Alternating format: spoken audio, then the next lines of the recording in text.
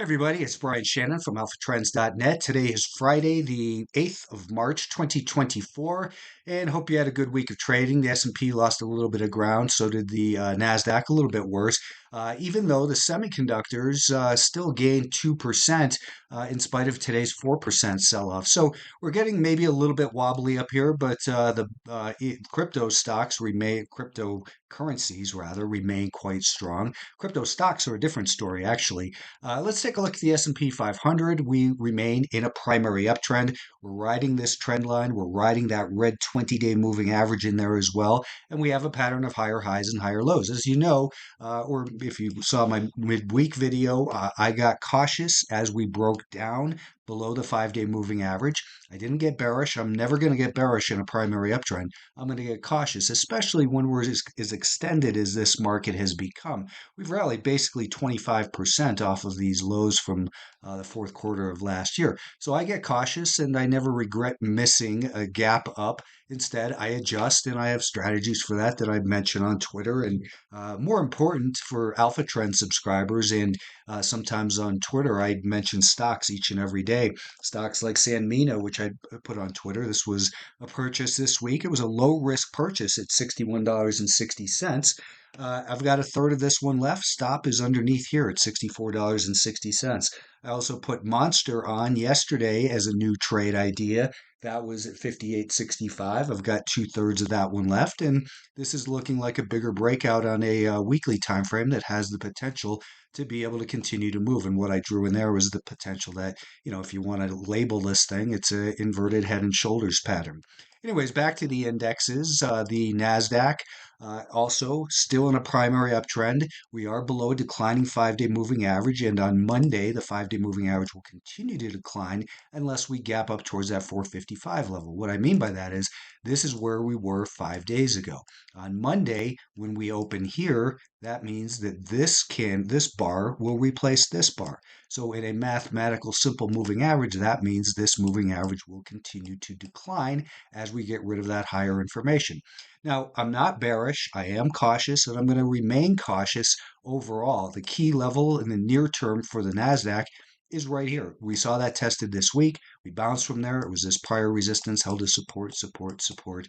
And now, if it breaks below there, and I wouldn't say if it breaks directly below there, you get bearish, but if it breaks below, makes a lower high, and then breaks down further, then you would expect for, a lot of your stops to probably get hit if you're a swing trader, and lower risk opportunities to the long side will fail to produce as many results. And that's just the market speaking to you. It's our job to listen to the market.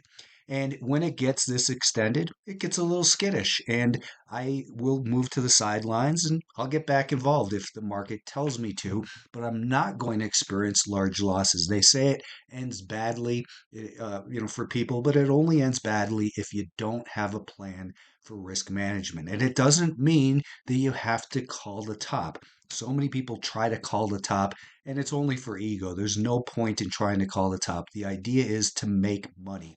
Let's keep an eye on this trend line as well for the NASDAQ. If we see some further selling next week, that's maybe going to be an undercut of the 20-day moving average down to that trend line, bounce, then a lower high. And then who knows? Maybe then we pull back down to the year-to-date anchor and the 50-day moving average. I'm not making a prediction about this, and I'm not calling it top, like I said. So if that sounds contradictory, try to understand what I'm saying is if we see some pullback in the market, we bounce and then make a lower high and then a lower low, this is the next likely level to be aware of. So don't be in a hurry to buy if we start breaking down because we haven't had a significant pullback and it's about time we test that 50-day moving average and year-to-date anchor. Again, not a prediction. The Russell 2000, I haven't traded this one in the last couple weeks. It's been in a beautiful uptrend. I have no regrets about that. Some people, try to be little trolls and say, oh, you missed that move. And I really don't care. It's just, it doesn't suit my personality, the choppiness of this market. There's plenty of stocks out there to trade. You don't have to trade each one of these ETFs. But the Russell 2000 does remain bullish. The weekly time frame looks like it's heading into this zone of prior support, which has the potential to become a place where enough supply is offered that it becomes resistance. Notice I didn't say here's where resistance is. Some people will say that's where resistance is. You don't simply don't know that until it goes up there, tests it, and gets rejected. If that happens, then you can say, hey, that was resistance. Great. Until then, it's a potential level where supply will be released that's strong enough to offer resistance to the seller, to the buyers. The semiconductors had a sharper pullback today, and is this the top? I don't know. You can look at the weekly time frame and say that's a spinning top. Maybe that's some kind of bearish thing, but you could have said the same thing on this week right over here, if you recall, 6 weeks ago, that people were calling that a spinning top and the end of the rally in the semiconductors, and they rallied another 15 or so percent from there. So be aware of that, and just look for confirmation on multiple time frames. Yes, we had an outside day. This is a bearish engulfing pattern. All that means is that we started the session quite bullishly. We took out yesterday's high. We ended on a negative note with it below yesterday's low. So all of today's trading engulfed yesterday's trading. Now, when we look at a shorter term time frame, it tells us let's be cautious in here. We've got this trend line off of that low right in here, which is denoted at this anchor as well. So this is just the 30-minute time frame. We're right on that trend line. We've got this information that we're going to get rid of in the 5-day moving average calculation on Monday. So maybe we rally up a little bit, do this, break the trend line, and then start to come down. It's certainly a possibility. If you look at NVIDIA, for instance, we had a sharp reversal in there. And maybe it's time these things take a little bit of a breather, SMCI as well. That one did, held up better actually than Nvidia, but we're starting to see some signs that hey, there's some profit taking going on. Look at the size of the volume. Big volume peaks at turning points and diminishes with the trend. So, what the classic volume pattern is it expands in the direction of the trend right in here. It diminishes on the retracements and then it starts to increase and the largest volume occurs at turning points. The problem with that is we don't know that, maybe Monday we're going to do this and it's going to be even heavier volume.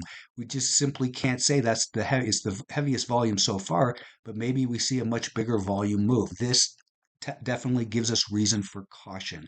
And in NVIDIA, we want to look at did Paul sell his calls first? That would be a sell indicator.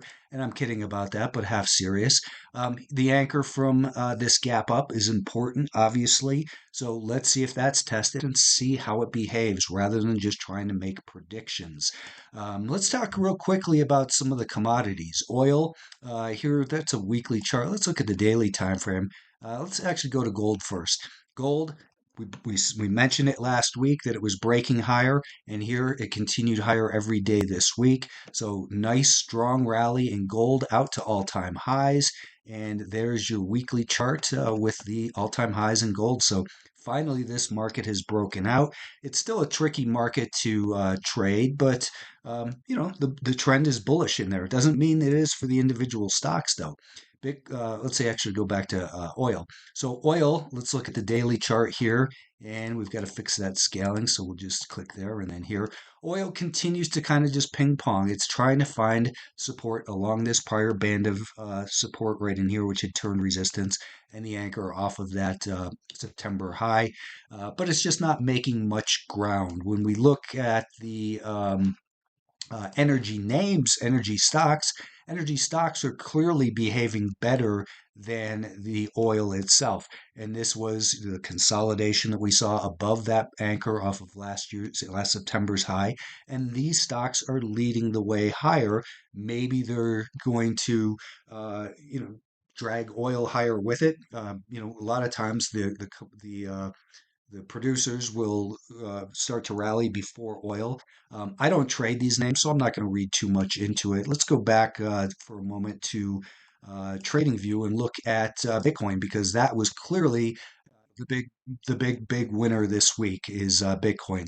It broke out to a new all-time high here earlier in the week and quickly reversed. It came right down on the 2-hour chart to the 5-day moving average and the anchor from the prior move. So once again, the rising 5-day moving average is where the buyers stepped in, and we continue to be at all-time highs in Bitcoin.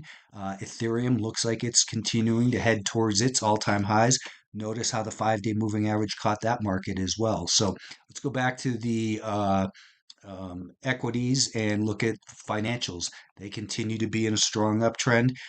They just defy gravity here. They're riding that trend line just perfectly. And if it breaks, maybe that will lead to a sharper sell off. I would say this: if you're long these, they're in nosebleed territory, and a sell off that comes in might end up being quick. Apple continues to be just a just a stock in a downtrend. There's nothing special about this stock right now. It's below a declining 10-week, 20-week, 30-week, 40-week moving average. So it's in its own little bear market. I'd really like to see it undercut this low before it tries to really make a new move higher. Tesla also continues to be a terrible stock to own. It made a lower high and lower low on the weekly time frame. So just no reason at all to own Tesla in this environment. And you've got to take each stock based on its own merits. We've seen this great runaway rally in these ETFs, but not all the stocks are behaving well. Focus on the ones that are behaving well. That's what I do, is identify those each and every day for Alpha Trend subscriber. So take a look if you want. Give this video a like. Thanks for hanging around till the end, and have a good weekend.